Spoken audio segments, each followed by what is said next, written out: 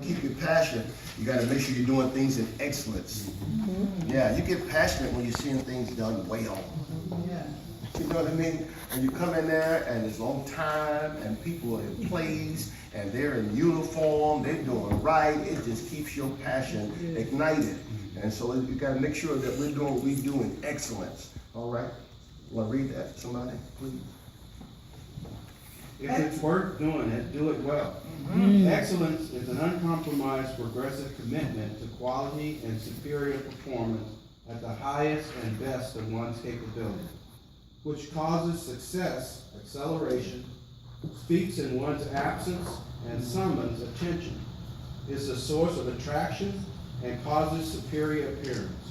Okay, so when you're doing things in excellence, you do it at the highest level of your capability, and it will cause acceleration in what you do when you do things in excellence, because it will cause people to be attracted to it.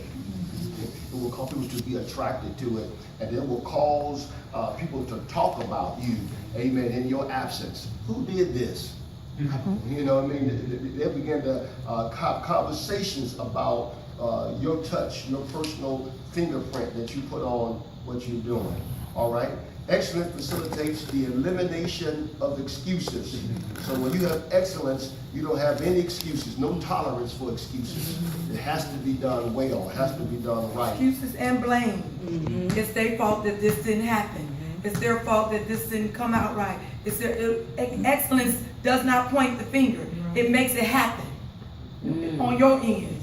Fix it. Cover other people. You don't just leave, oh, they didn't bring their Sunday school books, so that, no, okay, I know they don't have it. Let me make some copies. Amen. Right quick. Don't come in saying they didn't do it. No, we all, if one looks bad, we all look bad.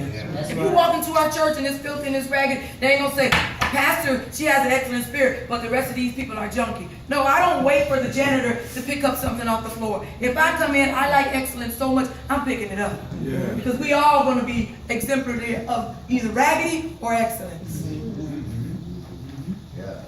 Excellence, you think beforehand. Now, we went on the cruise, and we went off to one of our ports, and she left the tickets for us to go on our excursion.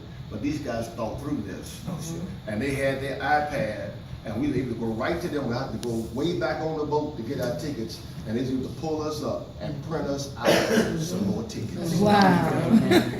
Excellence is preparation, man. You think through the process, everything that could go wrong, so that there will be nothing that will hinder the facilitation of what you're trying to accomplish. Wow. That's real good. Wow. If you want excellence, you have to live excellent in everything you do. Time can't be late. You want your students to be on time, you got to be on time. Time doesn't mean if Sunday school starts at 9:30, you show up as a teacher at 9:30. No, that means you're there at 9 o'clock prepping and preparing, making sure it's warm wherever your people are going to be, making sure you got enough material for the person that don't bring their book in. You got some copies. You don't want anybody to be left out. You're there, you're on time, you're looking good, you smiling. You ain't saying, oh, I'm hungry, I didn't get nothing to eat. No, none of that.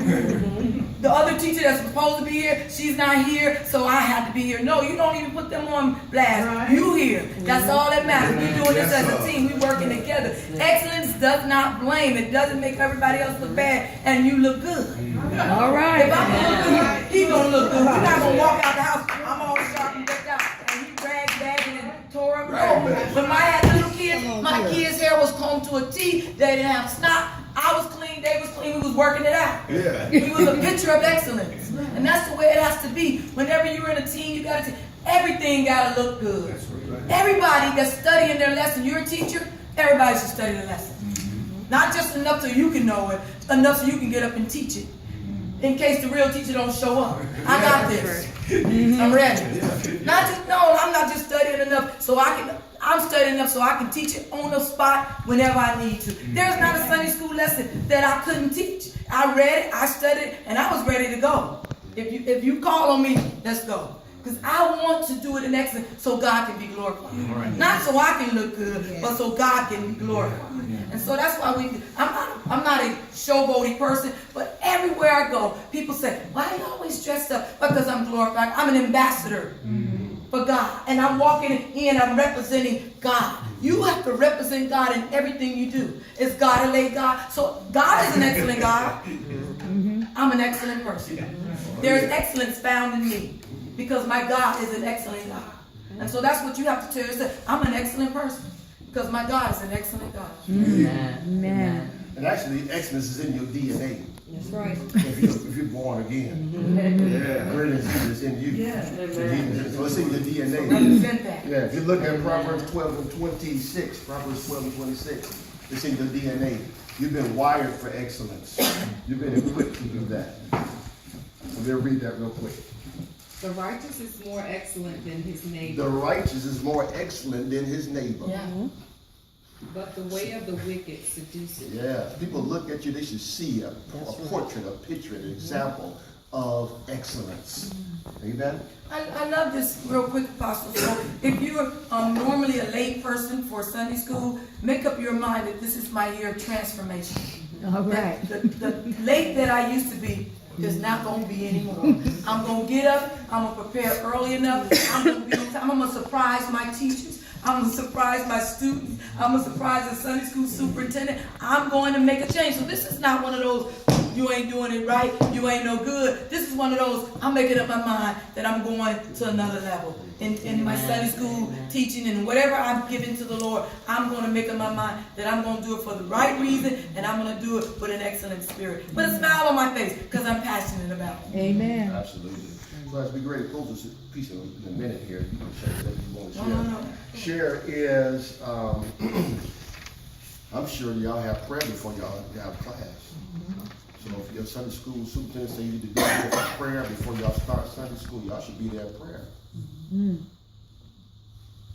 That's power in that numbers. And y'all come together corporately and pray, and y'all on the same page spiritually, and y'all praying for God to bless the people. Y'all should be here for prayer. Amen. That's bottom line.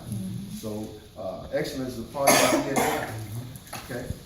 Can we just read this last piece? There must be a private resolve, or there's a public result.